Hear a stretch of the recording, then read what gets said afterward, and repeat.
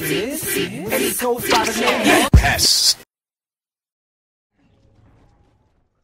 So the other day I was playing Gears of War Beta with Frog the Barber and ThatCoolBlackGuy, and let me tell you, I was fucking horrible. Like, I'll probably never play with those dudes again because I was so bad. I think every game I went negative. Felt really bad, but I'm hoping I can improve my game, so they'll invite me to some more games. It was fun playing with those guys. They were actually really nice, considering I pretty much lost like a lot of games for us. But anyway, this is DJ Hess. This is some Gears of War 3 beta, and you know, it's a tough. I don't know if I love the game or if I like the game. It's a tough call. It's historically I'm a Gears of War player. I used to play a lot of Gears of War and Gears of War 2, but you know, I don't know. This is a beta. I got to keep that in mind. It's not the finished product. It doesn't feel like they have dedicated servers quite at this point, even though that they say they do. I personally don't think they do because I see hosts migrating all the time. But another thing is there's a new shotgun. Right now I'm using the Nasher. And see, that should have been a headshot. I don't get it. I'm using the Nasher, and then they have another shotgun. It's a sawed-off shotgun, and in my opinion, it's a bit too overpowered. Now, there is a positive side to it. It takes about 4 seconds to reload, so, and you only get 4 shots. But it's going to be one of those go-to weapons for people that don't know how to play the game and just want to try to desperately get a kill. And shit, I ended up trying to use it just for that reason, and it didn't work out so good for me. This game I ended up using the Nasher, but one downside to this game is it's not very noob friendly. So if I was to play this game with somebody that was brand new, just fresh off of Call of Duty or something, they would have a hell of a time with it. It's not noob friendly at all, and it's nothing. If you're coming out of Call of Duty and you're wanting to play a game, this is there's no comparison between the two games. If you guys are trying to draw, I was trying to draw some parallels between the two games. It's not easy. If you guys don't know, there's Frog the Barber again. If you don't know, I'll put a link into his channel. Him and ThatCoolBlackGuy, both of them are on Machinima. Real cool guys. But so yeah, it's not the same. One thing is different, and there's power weapons in each game or in each map, and you know, there's a torque bow, there's a sniper, there's a lot of different power weapons, and once you learn how to use those weapons, they become really efficient. The other thing is grenades is actually a special weapon as well, and so a lot of times when I start the map, I'll rush one of the power weapons or one of the grenades or something like that, and the other team is basically doing the same thing. So right now I picked up one of them. It's the Digger launcher, and this is a new one to Gears 3, and basically you shoot it, and it shoots with, I don't even know what it is, but it digs underground, and then it will pop up right in front of an enemy and blow up. So it's kind of a clever tool. It's hard for me to use, though. I didn't get 1 kill. I think I get 2 kills with it here. But it is fairly hard to use. Now, the power weapons ammo is very limited. Like, there's only 3 diggers, and then it waits. I don't even know the formality, but it waits a bit, then it will respawn, and then you can get it back again.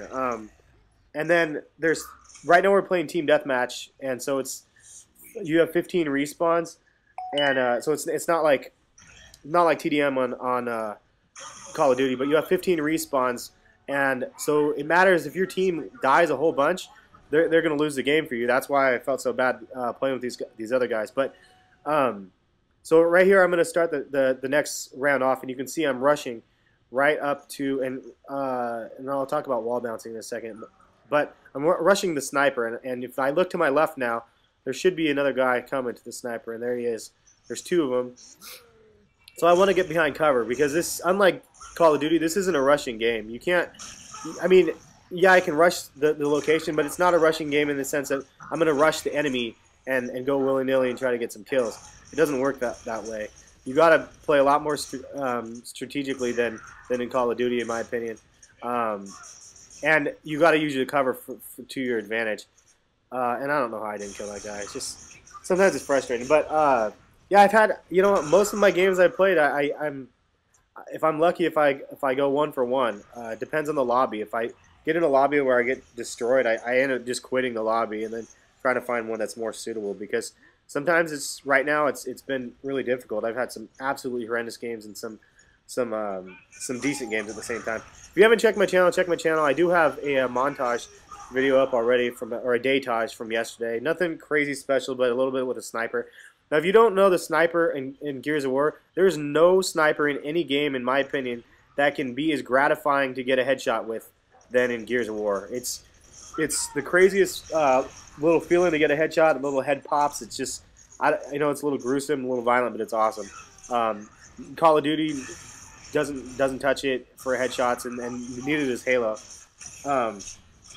Now, a couple different things that people will do in this game is, one, they wall bounce, and that's when you use the walls. You double tap I think it's the A button. You'll grab the wall, like right, let's see if I do it here in a second. Right there, I grabbed the wall. I bounced over it, but yeah, I bounced off that wall. You can move faster sometimes when you bounce off the walls, but it's also a trick used for evading shotgun fire from the enemy. So if you're at a 1v1 shotgun battle, you wall bounce, and then usually will have your advantage. Now, it's not easy to do. Jay-Easy talks about it a little bit. He doesn't wall bounce at all because he thinks it's cheap, and I agree. It can be cheap. I haven't found it to be as cheap in Gears 3 as maybe like Gears 1 though, but because I think you can move faster even without it. But the other thing is a two-piece. A two-piece is when you melee and then shoot with a shotgun. Now, it used to be really popular in Gears 1. I haven't been able to successfully do it in this one. I think I've got maybe 2 or 3 of them. But before, when you would hit them with the melee, it would actually stun them and then make them vulnerable just to shoot with a shotgun. So we'll see if the two-piece will be back in Gears 3. And another tip is, if you don't know how to play this game and you're not very good and you get killed a lot, when you die, you have a kill, or like it goes to one of your teammates' views. Go to the teammate's view and see what they're doing to play the game, because if they're having a really good game, go to the best player on your team and watch this little headshot. Nice. If you have one phenomenal player on your team, go to his thing and watch how he plays. Watch how he wall bounces. Watch how he moves, and you should be able to pick up some tips from that.